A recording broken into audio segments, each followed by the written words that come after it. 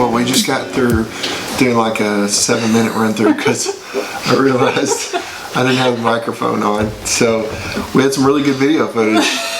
It's kind of like the silent movies. It's kind of cool. Oh, we could have done it in black and white. It would have been perfect, and then we could have had the piano playing. That would be really cool. But, so here we go. Yeah, so while the kids are still down and the rest of the time, we'll go ahead and do a take 2 on this. So what we were talking about that you didn't get to hear before, we're talking about moving into the RV from the sticks and bricks from our home. I guess the first thing we talked about, or we were going to avoid talking about, we won't go into it a whole lot, was just the stress of moving into the RV from the house and what's involved with that, and just how much of that there is. And it was something we didn't realize that there was that much of. I didn't realize it in the beginning.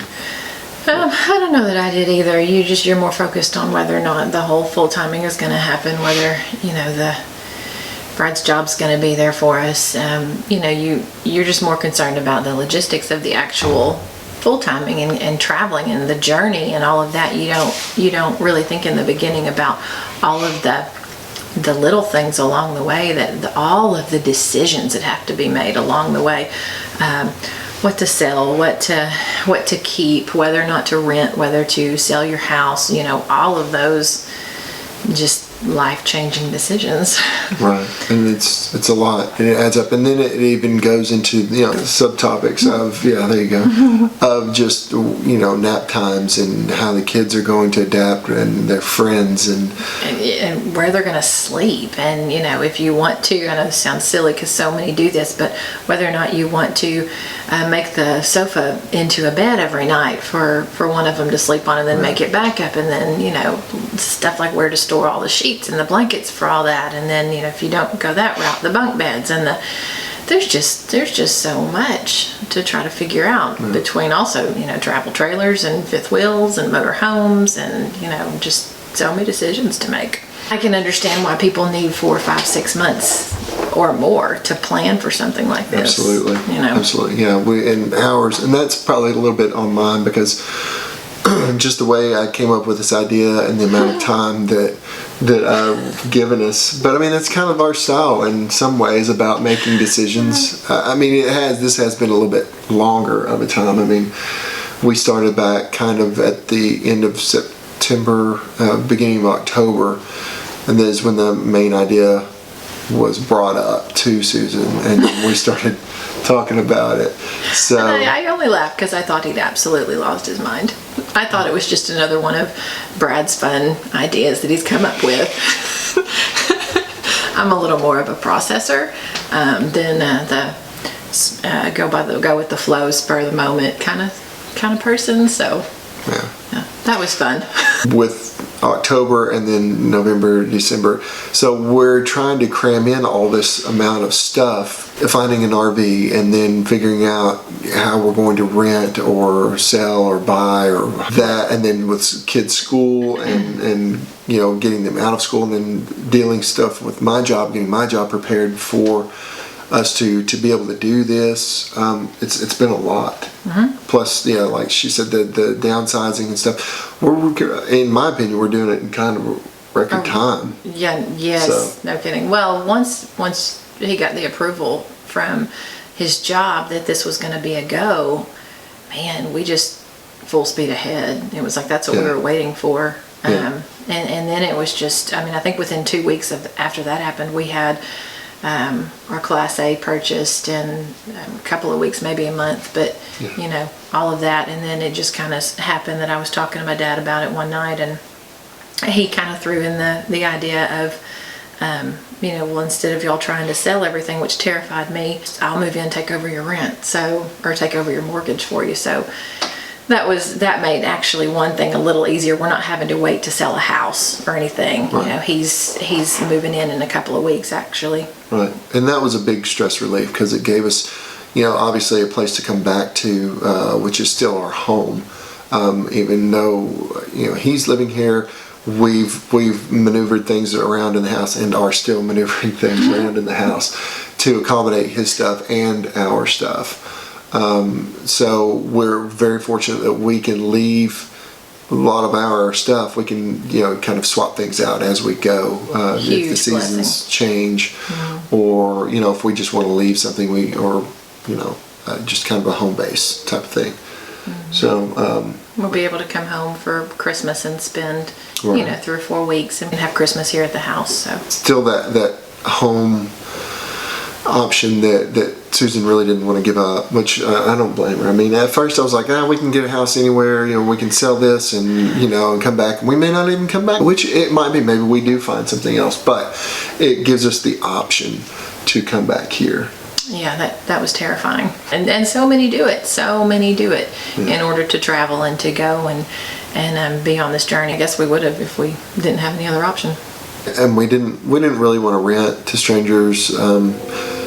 We did consider that was actually our leading option for that, was to do that. But we were really so blessed that Susan's dad was able to come in and do this. Another thing, getting ready to move into the RV would be the downsizing, minimizing, and the decluttering of our closets and thinning out everything it's gone really well, actually. Yeah, it's not been very difficult for me at all to downsize. Yeah, and she had the closet. Yeah. Yeah, I did. I had a lot of clothes. I don't now. I don't now. No. Right now. I mean, it's pretty amazing. I mean, ridiculous. Ladies, I'm sure you can look at your closet out there and you understand. I mean, not necessarily shoes. I mean, there were some shoes. I'm not a shoe girl. But it was outfits, odd outfits. I had been holding on to stuff that I still had that I was wearing when I was a teenager. Right. And I had stuff that I was wearing when I was more willowy. What? Why is it funny? So yeah, I was thinner, a little bit. Just a little. Yeah. Around the middle. Right. So we don't need to be that descriptive. Moving on. But it wasn't just clothes. I mean, it's everything from kids' toys. Oh my goodness. I think we could have started up 3 or 4 daycares. I want to go back real quick. So the woman has like 3 kids, right? And she's actually gone down in sizes where I've not had any children and I've gone up in size. How does that actually work? Well, I'm chasing children around, so I don't. And I'm sitting all day behind a computer desk, which is one of the reasons why we're doing this. So we can actually be out and do something different. So yeah, sorry. Toys, lots of toys. Yes, like I said, we could open up 3 or 4 daycares, I think, or we could have when we had all these toys that we've sold now and gotten rid of and donated. And oh my goodness, the trips to Goodwill, and it just multiplies. I would fill up a whole carload, and then, just yesterday I said something, we keep everything in the laundry room before it actually goes in my car to go to Goodwill, and it just keeps growing. It's like when you start a home project, and you have to make 60 trips to Lowe's. That's kind of the way it reminds me of. It's like, okay, we got another trip to the donation center, which it's great. I mean, it is. It's sad though that we've and we are not like pack rats or hoarders, or we don't go out and buy clothes or buy stuff all the time. That is not us. I would have even considered us sort of minimalists. Sort of. In a way. In a way. I mean, before all this happened, and now the mindset is completely different. But it really showed me, I think him too, just how much you really don't need. Right. There's things you need, there's things you think you need, and then there's just things that you want. Right. And we had a lot of things, and still do actually, we had a lot of things that we just think we need. Yeah, how many button-down blue shirts do I actually need? I mean, and it was getting kind of ridiculous. It really was. Yeah. And then shirts that maybe didn't fit. I mean, because the stuff that I got rid of was a lot of stuff that was either oversized and didn't fit correctly, and it didn't fit well enough. But I mean, it was just, it really wasn't something I needed, but I kept it because you might wear it one day. Yeah, you might, or you don't. Because I've gotten to. So we're buying clothes that we actually can dry in a dryer, and that way, and trying to buy better quality clothes, because since we'll be we have less clothes that we'll be wearing more often, we want it obviously to last longer. Yeah. And no, that's not, I mean, that's a new concept that's a new concept for some people, to actually have clothes that you can dry in the dryer. Yeah, it is. Because I'm not short. I mean, I'm almost 5'10", and so my jeans, I'll always hang those up too. But anyway, so we actually have a space in our laundry room in our home that is nothing but just rods where you can hang dry. And then I guess the next thing was the cost of getting the RV.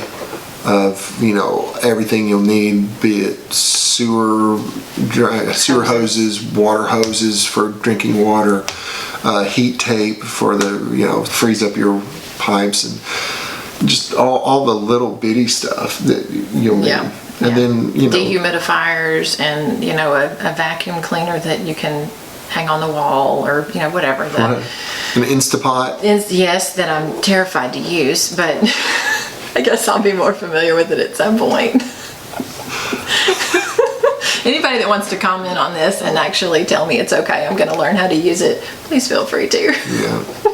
Terrified. Give her a little encouragement there. But anyway, just buying things, anything from like plastic dishes to, there's just so much. There's just so much to buy. Yeah.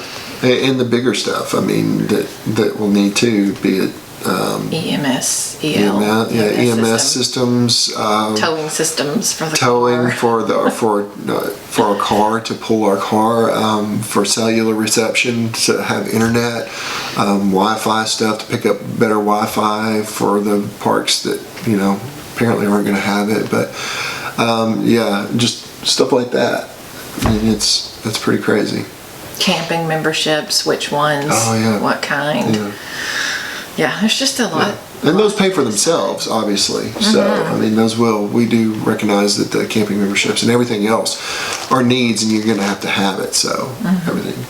And I guess the big thing was that we've also noticed is everything costs $500. Minimum, yeah. $500. Yeah, minimum $500. It's kind of a buy-in process. I don't know why that is. It just seems like everything we're looking at is $4.99. Yeah, it starts out somewhere right there. You need this. Oh, well, that's $500. You need a silver, blah blah blah, whatever. $500. You need air to breathe. $500. I don't know. And then figuring out, how we're all gonna to live in the RV has been a big thing. Sleep.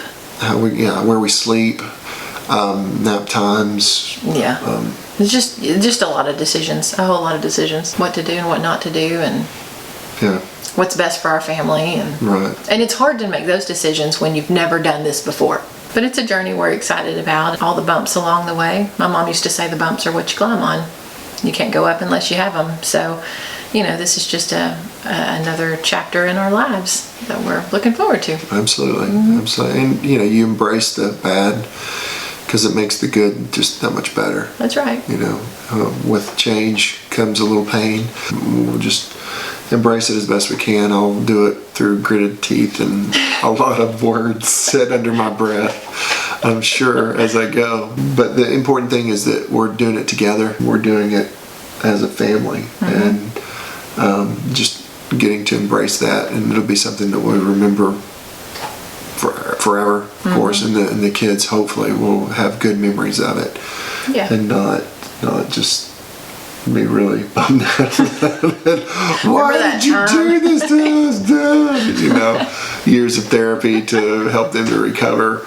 No, it'll be a good thing. Stuff, so seeing things together as a family and going places and growing and developing as a family. I guess that's it for now while the kids are still resting. Oh, there is a child up. All right, so I guess we will talk to you guys later on. See you later.